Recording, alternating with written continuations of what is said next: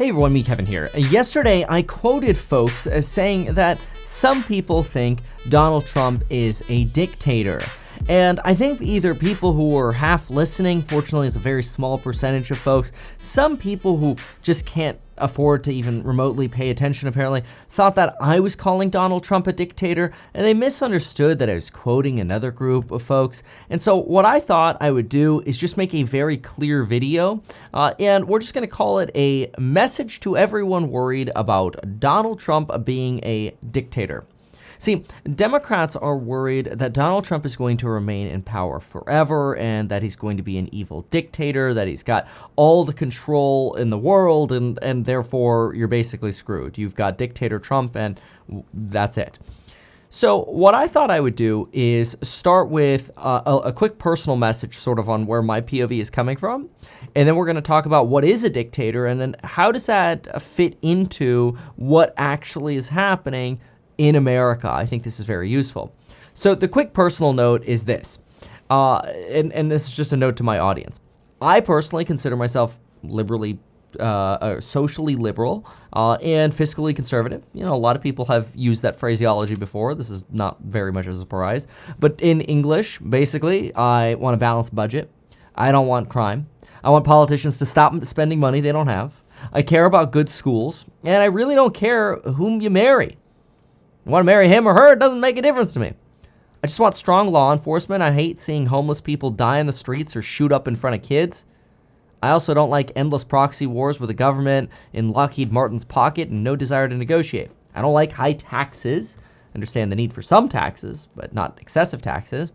And honestly, I personally don't think any of what I said here is really that unusual. And if it pisses you off, sorry about that. I have 4 daughters and 3 sons, and the reality is I don't want boys playing in girls' sports. I don't like lawsuits for the sake of stopping businesses or innovation or crypto. And as a dad of 7, I acknowledge that Donald Trump pulled major votes from categories he wasn't expecting to. He convinced 55% of Latino men to vote for him. That's a huge number. He convinced 46% of all Latinos to vote for him. He convinced more white people than we've seen since 1992, my birth year, to vote for him. Now, that's actually extremely odd because usually you see less white folks vote in every single election just because of demographic changes. So how all of a sudden did this go up for the first time since 1992?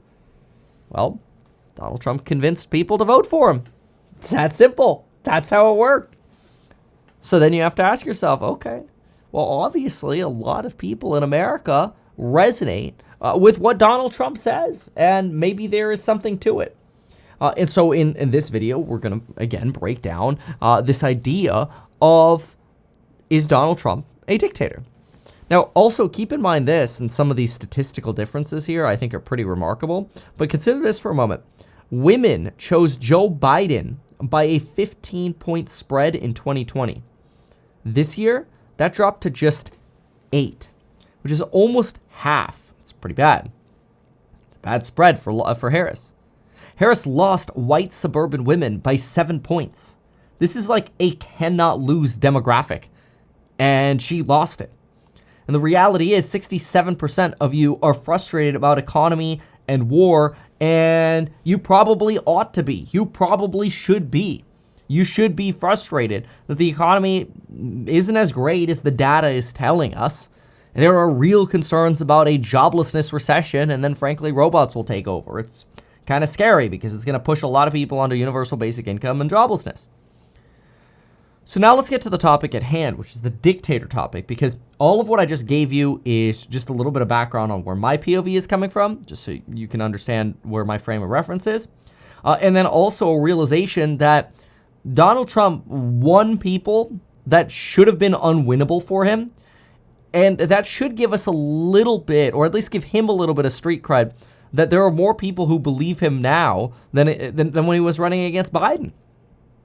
So that would indicate that less people think he's going to be a bad dictator. Maybe some people think he'll be a good dictator. But then the reality we have to think of is he going to be a dictator at all? I mean, Caesar was a dictator. There are good dictators and bad dictators. I'm not saying he was good, but there are a lot of bad ones on the list too. Stalin, Hitler, Mussolini, there are plenty of dictators. And Mao Zedong, people have opinions on both sides of the aisle for him. Kim Jong-un, Gaddafi, Saddam Hussein. These are historical dictators. And the one thing that you find with historical dictators that makes someone actually a dictator is that they have absolutely unchecked power.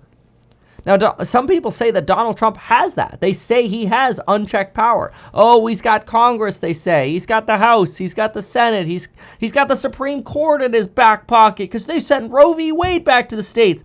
Folks, Roe v. Wade is not in the Constitution.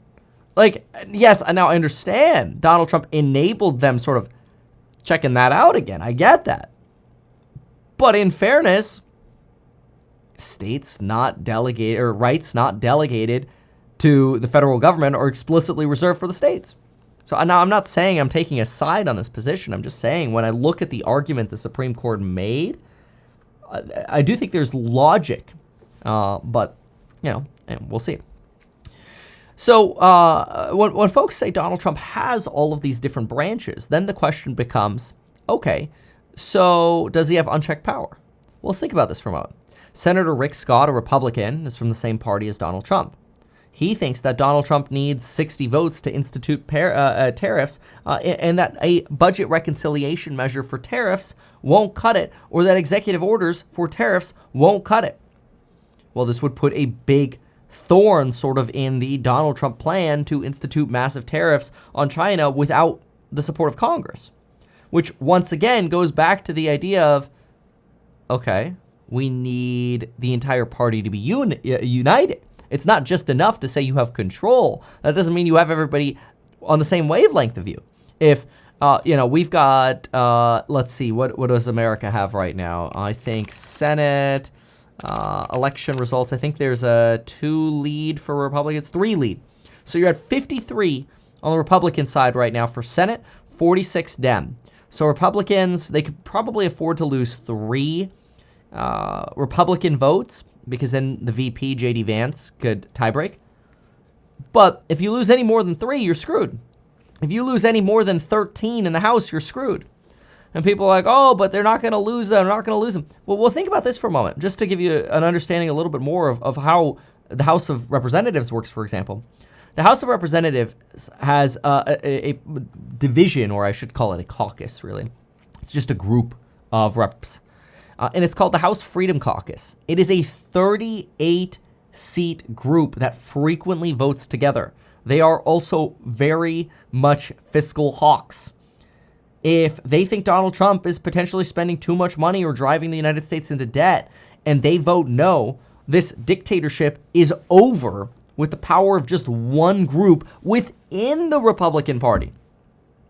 Even Donald Trump's favorited secretary or Treasury Secretary pick right now is starting to question the fiscal responsibility of saying no Social Security taxes or taxes on Social Security income. And so instead, he's suggesting, hey, maybe we could do like an income approach where or an age approach where, hey, if you're 80, you don't pay taxes on Social Security. I'm just making that up, right? He hasn't given exact sort of ladders yet. But presumably, maybe you pay the normal tax when you first retire, but then as you get older, you pay less and less tax over time. That's just an idea that he suggested, not saying that's what's going to happen, but it shows you that you've got some resistance here to unchecked power, even within the party. J.D. Vance is considered a fiscal hawk. The legal system is not just the Supreme Court either. I mean, you've got thousands of judges at local levels, state levels, federal district levels, and appellate courts. There are a lot of judges here that are not all going to be on the same point of view of Trump. And it's not just that. It's that lawsuits can lead to stays, which pause the activities of government officials. Lawsuits can lead to, frankly, losses. I mean, Democrats had wins in 83% of the cases they brought against Trump the first time he was president. That means those were all little forms of checks on his power. I'm not saying I'm a big fan of people like suing everybody to try to get things done that they think are important to them, but that's very common. So it's very difficult to actually be a dictator in the United States, even if you have all sort of quote unquote control of Congress or potentially even the Supreme Court. It's still challenging to actually have true control. And that puts you in a position where you're like, okay, so maybe it's going to be a little bit more challenging to be a full-on dictator. Now, while Donald Trump is unpredictable, I want to be clear about my opinion. I don't believe that Donald Trump is un-American. That includes Democrats. Now, of course, he could be a little bit of a loose cannon, but I don't think he's trying to destroy America. And generally, I don't think any president is trying to do that. Like somewhere deep down inside, once Biden walks through the sand, like I think there's some heart in there. And I generally think that is true of most politicians, that there's some heart deep down inside. You just have to get through like multiple layers of financial interests and lobbyism and other incentives that probably shouldn't exist but do, which that's just sort of the nature of the game of politics. And that doesn't mean I support it, but it also doesn't mean that I'm losing sleep over the fact that Donald Trump is president now. If I were a Democrat, I'm not saying don't vote, don't let your voice be heard, but I don't know that arguing Donald Trump is going to be a pure dictator is the right thing to say here. I don't think it's possible, and I don't think he is. Obviously, he's going to try to do what he thinks is best, whether that's, from the deportation POV or from the tariff point of view, although a lot of that could be negotiation tactics. Even with Mexico, I mean, we already know these are potentially negotiation tactics with China, but also consider that with Mexico, if you say, hey, you're going to send everybody back, Mexico is going to, or even other countries in South America, since it's not all just Mexico, even China, a lot of Chinese are coming through the southern border. In fact, there's some of them outside of South America. They're like, I think, the most popular immigrant coming through and flooding through the southern border. And so even saying you're just going to send everybody back is a way to potentially negotiate with China and negotiate American interests with these other countries. So that's important as well. And remember, it's even when it comes to appointees, they have to be confirmed by Congress. This is important as well. Powell's going to fight getting fired and fight political interference, even though Vivek and Musk and Trump have all pushed for interference with the Federal Reserve.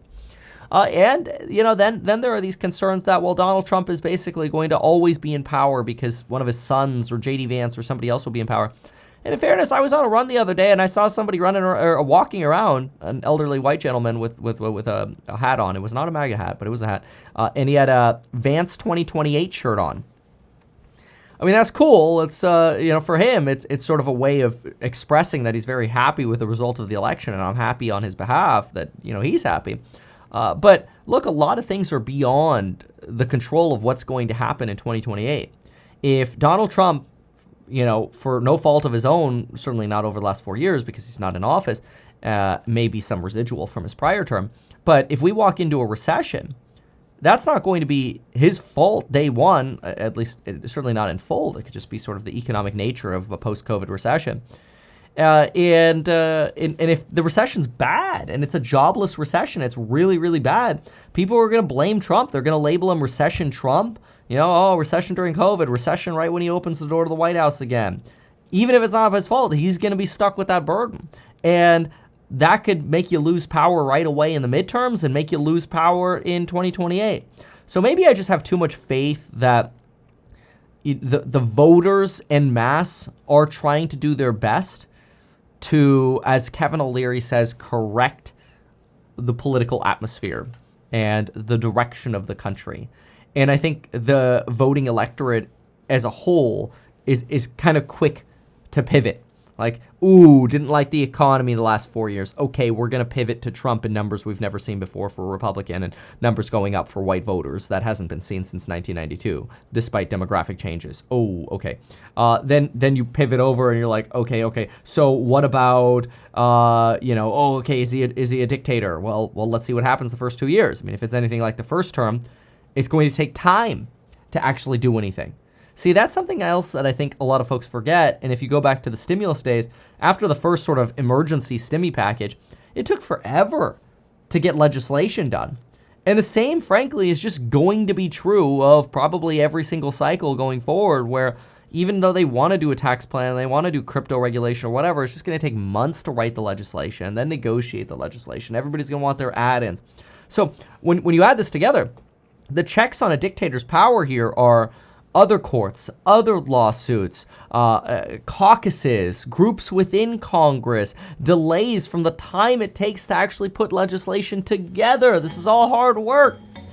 So our government, just by nature, by virtue of what the founding fathers wanted, moves very slowly.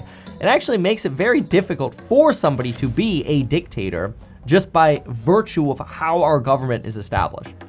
So that's my take. You know, who knows? Maybe I'm out of line here. I'm sure you'll let me know in the comments, but I look forward to seeing what y'all have to say. Anyway, thank you so much for being here. Make sure to subscribe to the channel if you like this sort of commentary, and we'll see you in the next one. Thanks so much. Goodbye and good luck.